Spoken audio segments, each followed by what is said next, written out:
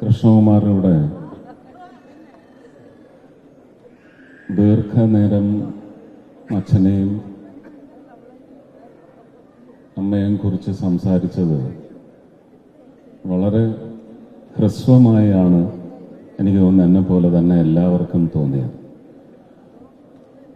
പറഞ്ഞാൽ ഒരിക്കലും അവസാനിപ്പിക്കാൻ കഴിയാത്ത അത്രയും ചരിത്രമാണ് അമ്മയെന്ന് പറയുന്ന പ്രസ്ഥാനത്തെക്കുറിച്ച്. ഇവിടെ പറഞ്ഞ ശാരദാമ്മയെക്കുറിച്ച് പറഞ്ഞ എല്ലാ കാര്യങ്ങളും ഒരു ആഗോള മാതാവിനെ കുറിച്ച് പറഞ്ഞതിന് തുല്യമാണ്. എല്ലാ അമ്മമാരും അങ്ങനെയാണ്. എൻ്റെ മക്കളുടെ അമ്മയായ രാധിക പോലും അങ്ങനെ തന്നെയാണ്. എൻ്റെ അച്ഛനെയാണ് എനിക്ക് ഏറ്റവും അധികം പരിചയമുള്ള ഒരച്ഛൻ. ആ അച്ഛൻ എങ്ങനെയായിരുന്നു?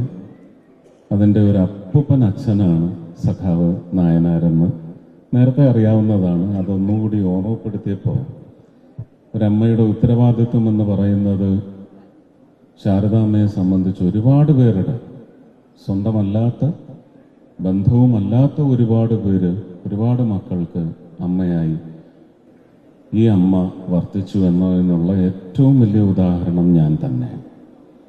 ഇപ്പം ഞാൻ ഈ വേദിയിൽ നിൽക്കുന്നത് ഒരു രാഷ്ട്രീയ പ്രവർത്തകനായിട്ടോ ഒരു മന്ത്രിയായിട്ടോ ഒരു സിനിമാ നടനായിട്ടോ ഒന്നുമല്ല.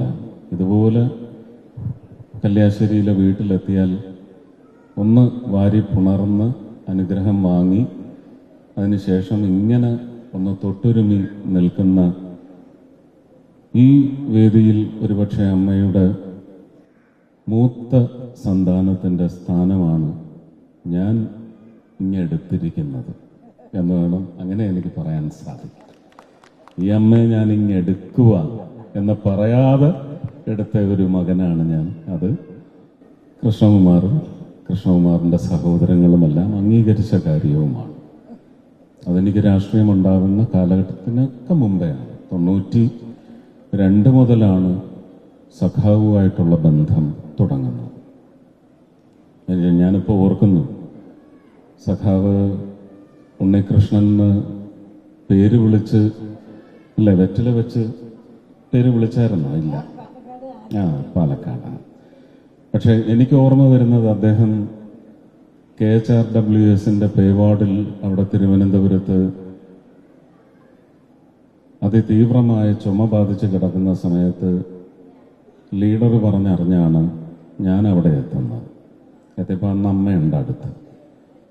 അദ്ദേഹം ജയിൽവാസ കാലത്ത് എങ്ങനെയാണ് മഹാഭാരതം വായിച്ചത്, യുദ്ധത്തിലെ ചതിയും ചതിക്കുഴിയും, അതിൻ്റെ അവലോകനമെല്ലാം കുറേ നേരം എടുത്ത് സംസാരിക്കും, ചുമയ്ക്കും. അപ്പോൾ അമ്മ പറയും, ഇനി അധികം വർത്താനം പറയണ്ട, സുരേഷ് വർത്താനം പറഞ്ഞോട്ടെ, വർത്താനം പറയാൻ സമ്മതിക്കില്ലേ എന്നൊക്കെ പറയുന്നുണ്ടെങ്കിലും വാദോരാതെ പറഞ്ഞ എൻ്റെ ഏറ്റവും പ്രിയപ്പെട്ട എൻ്റെ കൃഷ്ണനെ ഒരുപാട് കളിയാക്കി സംസാരിച്ചിട്ട് തൻ്റെ കൃഷ്ണനുണ്ടല്ലോ, ഓനാണ് ഈ ലോകത്തെ ഏറ്റവും വലിയ കള്ളൻ, ആ കൗരവന്മാർക്കെല്ലാം ആയിട്ട് പണി കൊടുത്ത ഒരു പെരുങ്കള്ളനാ എന്ന് പറഞ്ഞപ്പോൾ ഞാൻ ചോദിച്ചു, അങ്ങ് സഖാവ് കൃഷ്ണകുമാറിൻ്റെ കുഞ്ഞിന് അരയിൽ നൂല് കെട്ടിക്കൊടുക്കുന്ന ചടങ്ങിൻ്റെ ഫോട്ടോ ഞാൻ കണ്ടല്ലോ, വിനോദിൻ്റെ ആയിരുന്നു.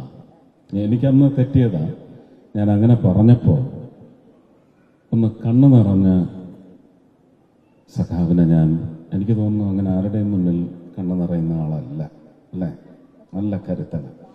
ഞാൻ അന്ന് സഖാവിൻ്റെ കണ്ണുകളിൽ കണ്ട കണ്ണീരെന്ന് പറയുന്നത് ഒരു മുത്തശ്ശൻ എന്ന നിലയ്ക്ക്, ഒരുപക്ഷെ ഒരു കുടുംബത്തിൻ്റെ കാരണവരെന്ന നിലയ്ക്ക് നമുക്ക് നമ്മുടെ താല്പര്യങ്ങൾ, നമ്മുടെ നിഷ്കർഷതകൾ കുടുംബത്തിന് മേൽ അടിച്ചേൽപ്പിക്കുന്നത് യോഗ്യതയല്ലടോ.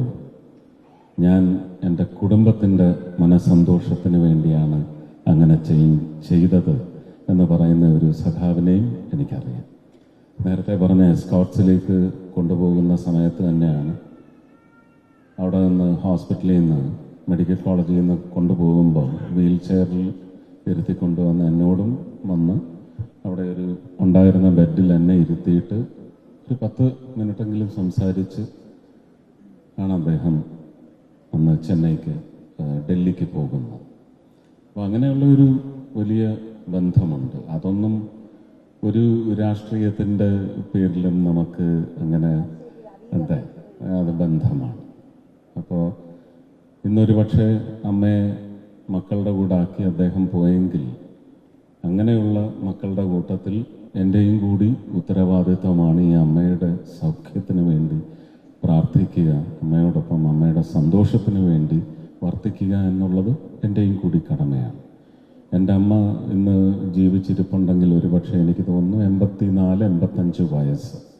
എൻ്റെ അമ്മയുടെ ഒരു ഒരു പെരുപ്പിച്ച രൂപം തന്നെയാണ് ഈ അമ്മ.